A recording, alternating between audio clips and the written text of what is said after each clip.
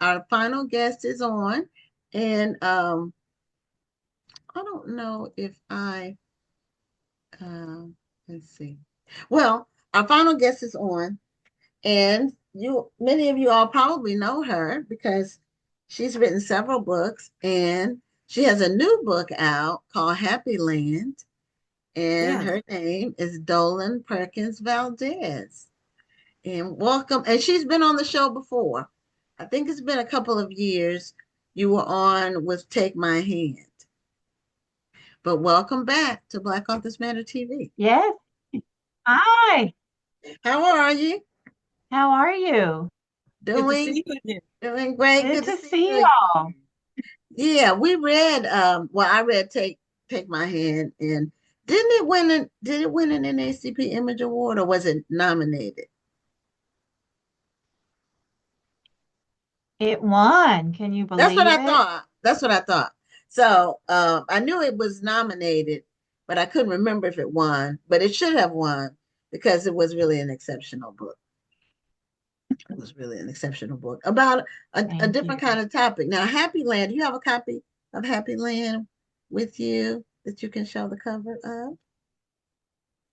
Oh, let's see. I usually do keep one right here. Oh, I do. Right here on the floor. Okay. Yes. Okay. So Happy Land, and it just came Wanted out. me to read. Hmm. No, just show the cover. Oh, show the cover. Okay. Okay. Yeah, it must be some kind of delay because it seems like when I say something, you don't hear it like when I say it. I'm not sure what the reason for that is, but we'll work with it Yeah. because when it's live, anything can happen. That's Okay. what- so, this book came out about a month ago, and it's doing Yes, well. it's been out since April 8th. Yes, it's doing well. I Yeah, I've been oh, sorry. I toured like 8 cities and my tour is over. And now I just have a few things here and there to do, but I've been really happy with the reception that it's gotten so far. okay now, and it's about true events or true circumstance.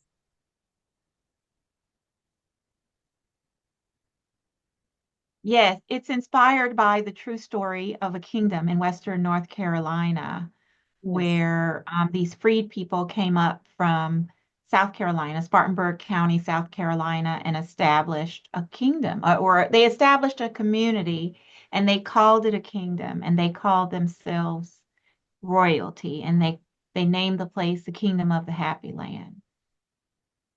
And then they also had a king and a queen. That's right. The minister, they were from a church down in Cross Anchor, South Carolina.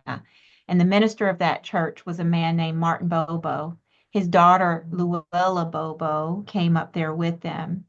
And William and Robert Montgomery were brothers from the Montgomery originally from the Montgomery plantation in Spartanburg County, and they knew the road. They knew that turnpike. They had been up and down it before. And so they said, we know a place where we can go and we can be safe. And so they came up that mountain. They walked, and when they got up there, they declared themselves royalty.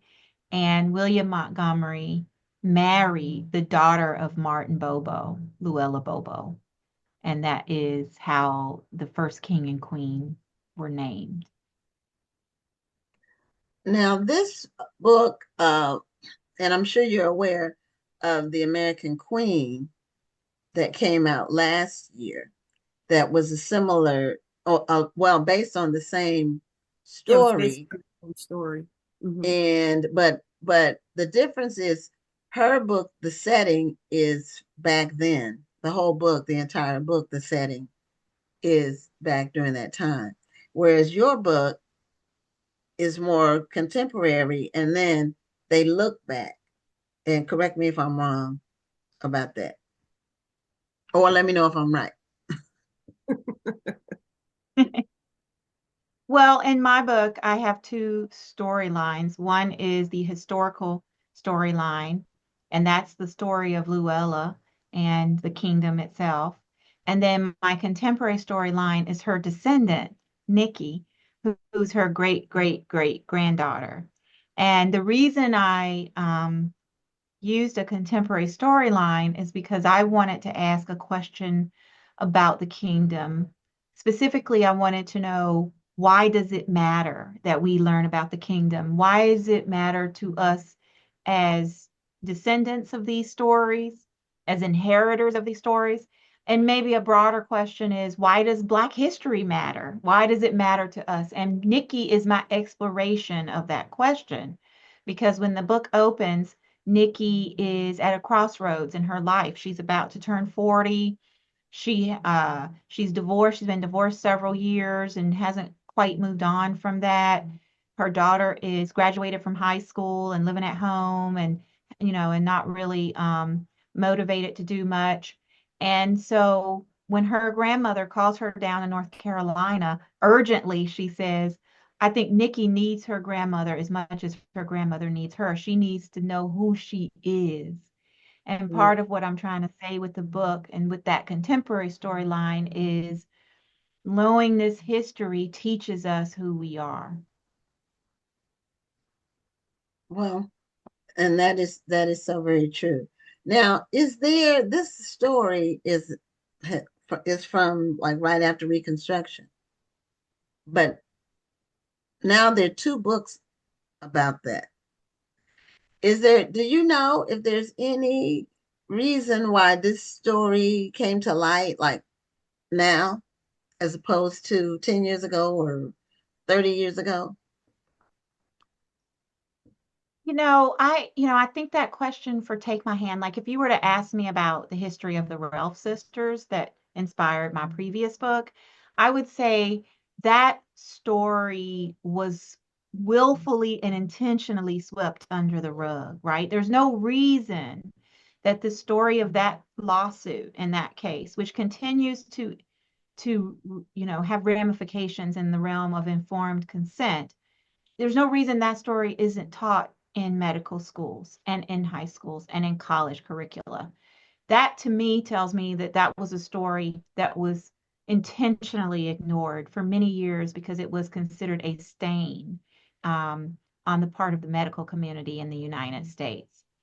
This story is a little bit different. I don't think this story was like willfully or intentionally ignored. This is just a very small pocket of history. There were other intentional communities that were much larger, like Coe Ridge in Kentucky or Promised Land in Tennessee, and they lasted for longer too, right? There were other intentional communities. And so, for whatever reason, um, this story just didn't, people just didn't know about it. But I thought it was a remarkable story. And to me, like the fact that there was royalty made it different than those other communities. And that really intrigued me. But one of the things that I was really struck by was that for over 60 years, nobody had done the research. We had been relying on a pamphlet that was published in 1957 by a court stenographer, Sadie Smathers Patton. And that pamphlet was continuously quoted over and over and over again in newspaper article after newspaper article. And I was very curious about that pamphlet. I wondered how much of it was true and how much of it was false. And so I didn't use the pamphlet. I decided to go into the archives along with Ronnie Pepper, who's a librarian at Henderson County Library, and Suzanne Hale, who is another resident of Hendersonville. The three of us worked really hard to try to find out everything that we could about the kingdom. Wow. I'm actually glad there's more than one story Me about the too. because Me too. prior to these two books, I had no idea about this story. And I'm a person who prides myself on learning African American history. I mean, I have an entire Black History Month literary weekend, and I'm always looking for new Black history facts. So it was interesting to me and exciting to me to learn about this community and to find out that this wasn't just a made up story. This actually happened. So um, I appreciate that. And then something you said a little earlier in the interview when you mentioned why is it important for us to know this now? Um, when we know these things, we can sometimes it makes us stand up a little straighter, hold our heads a little bit higher, because everything doesn't have to be a struggle story. And I've said this a number of times on this show, where sometimes we feel like our blackness is wrapped around how hard the struggle was, and we don't know that, hey, we started our own communities. We claimed the royalty title. And we kept going. There we probably could have kept going if there weren't some mistakes that were made. And of course there were mistakes that were made, but we were able to keep going and we were able to do these things. But we don't know this if we don't tell the story.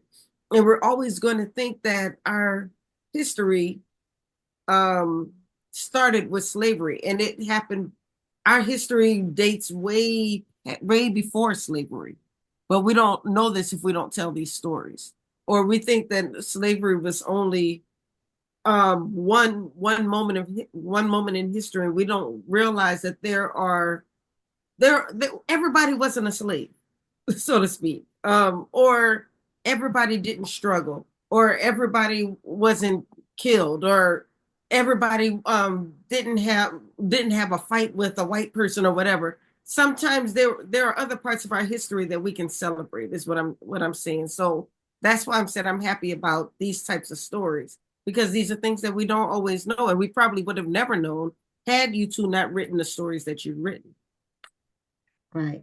And I think too, there's not, well, there's more now. There's more in a lot of the books that are coming Mhm. out now from the Reconstruction period until like the civil rights. That 100-year period, there isn't as much knowledge about it. But a lot of the books that are coming out now are giving us more information on those years, because it's almost like, okay, slavery ended and then Reconstruction and then there was civil rights. It's like what Right. happened? What We forgot happened? to fill in the gaps. Right. What happened I for will the say 100 this though, years? Gwen. We're coming up on the 250th anniversary of the United States. This is a great time to make sure that our stories are included in that conversation. Because if we don't, it's going to be a very whitewashed 250-year anniversary. We don't want that to happen. We need our stories to be a part of that. So stories like the Kingdom of the Happy Land, they need to be a part of that conversation. And I agree. And maybe with it coming up, we can ourselves, we can, you've given me some food for thought about the show for that whole year. We can do something. We'll have to talk about that. So, uh, Dolan, what, um, now, do you have a background in that part of the country at all? Like, is your background in North Carolina or do you have roots in North Carolina? No, my people are from Tennessee. Okay, but they are Tennessee adjacent. and Mississippi. Okay, they are adjacent because my daughter went to my family's from North Carolina, not the western part, but we've spent a lot of time going through Tennessee on road trips to North Carolina, many, many miles, many, many years. It's a beautiful state, Tennessee is. Um, but what do you think about this different stories about the all black towns, some of the all black towns that were created after slavery? There's not like, there's not as much on that. And this is like one of those stories. Yeah, there's a and I can't think offhand, but there are a couple of novels about black towns. I think Jacinda Townsend has one. Um and I think there've been multiple, we know about Zora Neale Hurston's town of Eatonville.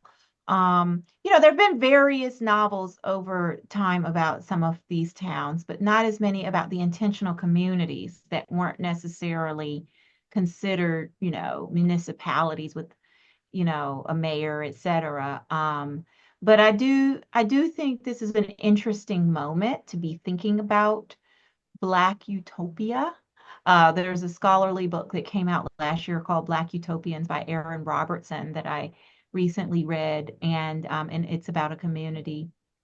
Well, it's about several communities, but primarily the one in Tennessee that I mentioned, Promised Land. And so I really am intrigued, particularly in this moment in which, so for example, I just read that some of the Black graduations at PWI, at predominantly white institutions, are being canceled due to pressure from this current administration. And um, I think this is an interesting moment. And so, like, Black students are scrambling to find venues off campus where they can host a graduation. So I think this is an interesting moment to talk about what it means to create intentional spaces that are spaces of refuge and spaces of safety.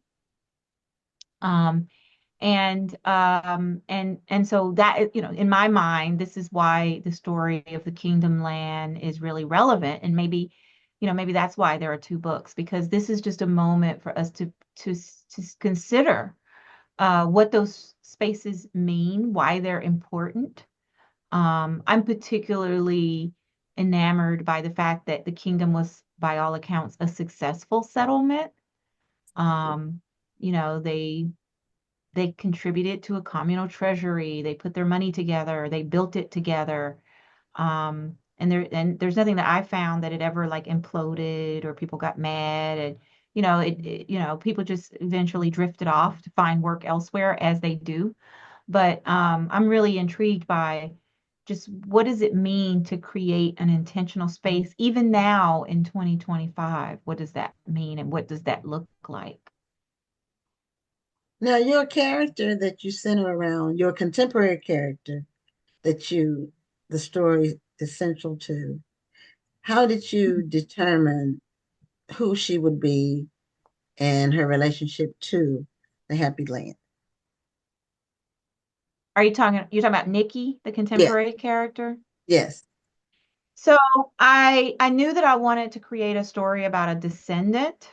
And like I said, I was really interested in this question of what what does it matter, you know, that this place existed. And I thought about her being from DC. I live in DC. It's so many DC folk have North Carolina roots. Almost everybody I meet most of the time, they're people are either from Virginia or North Carolina.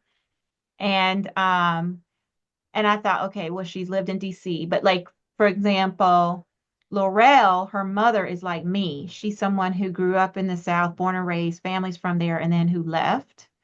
But Nikki is like my children. She was born my kids were born in DC, but they clearly have a mother with Memphis roots because that's where all my family is. That's where we go even now to go visit their grandma.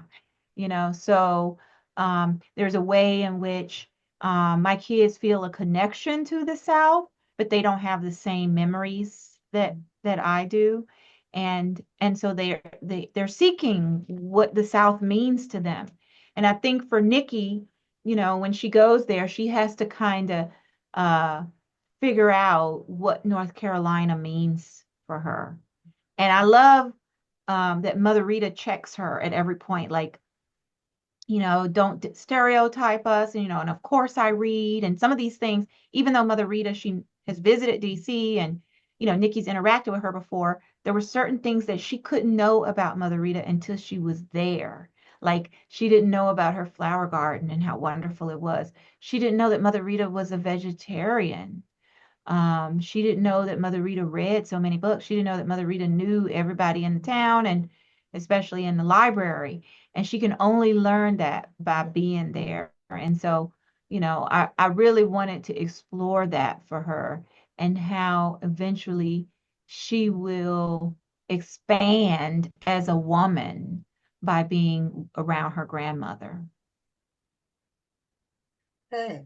Well, one of our regular viewers said he just finished reading Take My Hand and he loved every bit of it. It was an excellent read. And he said, I will be reading more of your work for sure. Well, I love that because, most of my readers are women readers. So every Yes. time I have a male reader, I'm always really grateful and welcoming them into the fold because that's a beautiful thing. And my books are meant for everybody. So, yeah, thank you. Well, his name is Curtis and he's watches almost every week He's an live. avid reader. Yeah, He's he's not an an avid accidental reader viewer. at all. Right. He's an He's avid a viewer. regular. He's a Yeah. regular, and he watches it live. So, because we have a large audience that watches it after, you know, um, like within the week after. So, but he's always on the show live and wins lots of books when we do our book giveaways. We do them based on trivia about the book. So he's won a whole bunch of books, and um, he will comment if it's something he read or heard about. And he reads a lot because he talks about books that he reads. So that's really good. So are you working on another project, Dolan? Or are I you done? am, but I'm in that really early stage because, I'm still promoting this book. It's hard for me to get started on something else until this kind of dies down a little bit. Right. So I'm hopeful this summer I can get back to my desk and try to figure out my next project. Okay. Well, I think I'm really ecstatic and excited about a second book about the Happy Land. And because that means more people will know about it. The more Yeah. information is out there, the more people will know about it. And so, can you show your book cover one more time? Okay. There it It's called is. Happy Land, and it's historical fiction based on a real place Yeah. called And the it's a Happy. beautiful cover, by the way. It is a beautiful cover. I love the cover. Thank you. I love this cover. I loved it. Okay, well, we'll see you next time. We'll be on the lookout for Thank your you next for book. having me on. Oh, you're Thank Okay, you welcome. for thank being you. here. You have a great night. You too. Bye. Bye bye.